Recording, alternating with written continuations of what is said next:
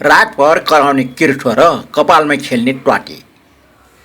मान्छेले घर बनाउँछ बस्नको लागि, तर घरमा मान्छे मात्रै कहाँ बस्छ र? हामीले देख्ने नदेख्ने हजारौँ जीव पनि त्यहाँका बासिन्दा हुन्छन्। पहिले काठमाडौँका पुराना घरमा बर्खा लागेपछि अनेक किसिमका किरा फटाङ्ग्रा देखा पर्थे। त्यसमध्ये रातभरि किलकिल किलकिल गरेर कराउने एक थरी किरा थियो, किर्ठो। नेवा भाषामा यसलाई किलकिल्च भनिन्थ्यो। भित्ताको पाल दलिनको कुना काप्चामा लुकेर यसको आवाज रातभरि सुनिन्थ्यो। तर अचम्मको कुरा, यो आवाज मुखबाट निस्किँदैन। भाले झाउँकिरीको शरीरमा रहेको विशेष अङ्गलाई तीव्र गतिमा खुम्च्याउँदा र फैलाउँदा त्यो चर्को आवाज निस्कन्छ। र त्यो आवाजको मुख्य उद्देश्य पनि एउटै, पोथीलाई आकर्षित गर्नु। त्यसैले भाले झाउँकिरी कराउँछ, पोथी भने प्राय चुपचाप हुन्छन्। जङ्गलमा सयौँ झाउँकिरी एकैपटक कराउँदा त वातावरण गुन्जायमान हुन्छ।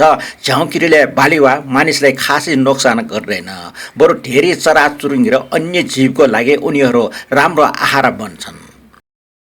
अर्को अनौठो पाउना थियो ट्वाटी, जसलाई कतिपयले जुम्रे फट्याङ्ग्रा पनि भन्ने गर्छन्। काठमाडौँका मानिसहरूले यसलाई समातेर कपालमा राख्थे।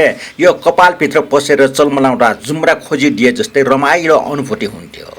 पुरुषहरूले पनि टोपीभित्र राखेर यसको चलमलाहटको आनन्द लिने गर्थे।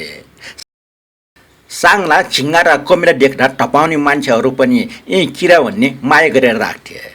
झाउँकिरीको जीवन पनि अचम्मकै छ। वर्षौँसम्म माटो मुनि बिताउने, बाहिर आएपछि छोटो समय मात्र बाँच्ने।